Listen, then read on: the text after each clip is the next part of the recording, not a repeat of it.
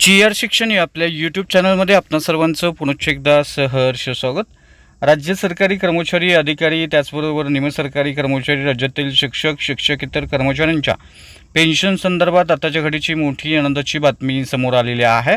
वित्त विभागानं अतिशय महत्त्वपूर्ण असा शासन निर्णय आज निर्गमित केलेला आहे. काय आहे तो शासन निर्णय आणि या शासन निर्णयाच्या अनुषंगानं कोणती ती बातमी आहे, या बातमीचा फायदा राज्यातील कोणत्या विभागातील सरकारी कर्मचारी, अधिकारी वर्गाला, शिक्षक, शिक्षकेतर कर्मचाऱ्यांना कसा होणार आहे, या संदर्भातील सविस्तर माहिती देणारा हा व्हिडिओ पाहण्यापूर्वी नेहमीप्रमाणे आपणा सर्वांना एकच विनंती, व्हिडिओ शेवटपर्यंत पाहा आणि आपण जर आमच्या चॅनलवर नवीन असाल तर चॅनलला जरूर सबस्क्राईब करा. समोरील बेल आयकॉनला सुद्धा क्लिक करा, जेणेकरून महत्त्वपूर्ण शासन निर्णय, कर्मचारी, पेन्शनधारक, कुटुंब निवृत्ती वेतनधारकांच्या विषयीच्या महत्त्वपूर्ण अपडेट्स आपल्याला आपल्या यूट्यूब प्लॅटफॉर्मवरती सर्वात अगोदर पाहाव्यास मिळतील.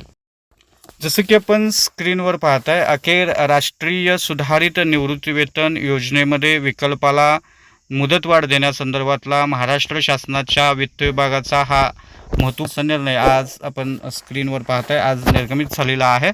गेली 2 वर्षे उलटून ही या योजनेची अंमलबजावणी कार्यपद्धती SOP न काढता आल्यामुळं दुसऱ्यांदा मुदतवाढ देण्याची वेळ सरकारला ओढवलेली आहे. जी गत DCPS योजनेची झाली तीच RNPSची होती की काय, अशी आता शंका निर्माण झालेली आहे. 2005 साली जुनी पेन्शन बंद करून DCPS योजना लागू करण्यात आली, मात्र त्यात सांगितलेल्या गोष्टींची अंमलबजावणी 2010 पर्यंत होऊ शकली नाही.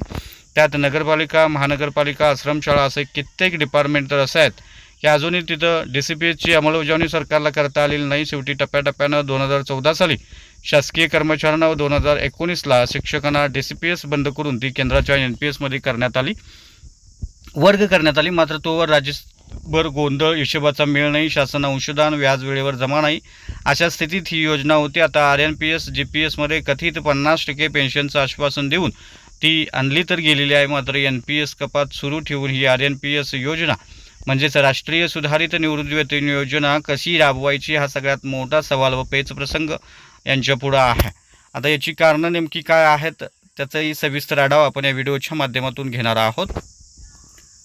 याच्यामध्ये नंबर 1चं कारण आपल्याला सांगता येईल, कर्मचाऱ्यांची NPS योजनेत होत असलेली कपात ही राज्य सरकारकडे जात नसून केंद्राच्या अधिकार क्षेत्रात असलेल्या PFRDAकडे जमा आहे, नव्हे तर ती गुंतवली गेलेली आहे. NPSचा सर्व कॉर्पस राज्य सरकारला ठेवून घ्यायचा आहे आणि मग त्या बदल्यात कथित 50% पेन्शन द्यायचे आहे. अशा स्थितीत कर्मचाऱ्याला NPSमध्ये आधीच दिलेली 14% दरमहा पेन्शन, शासन अंशदान व 10% कर्मचारी हिस्सा आपल्याकडे ठेवून घेतल्यावरच त्यांना RNPS GPS अंतर्गत पेन्शन देता येणार आहे.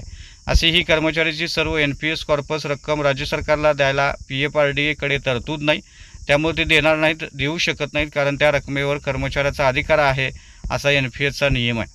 रिटायरमेंटवेळी कर्मचाऱ्याला मिळालेली 60% रक्कम कॅशमध्ये सरकार कर्मचाऱ्यांकडून एक वेळ घेईल, पण उर्वरित 40% रक्कम कशी देणार, ती तर त्या कर्मचाऱ्याला ही मिळत नाही, कारण ती रक्कम NPSची पेन्शन मिळवण्यासाठी ॲन्युइटी खरेदी करण्यासाठी गुंतवावी लागते व कर्मचाऱ्याच्या व त्याच्या जोडीदाराच्या मृत्यूनंतर त्याच्या वारसांना मिळते.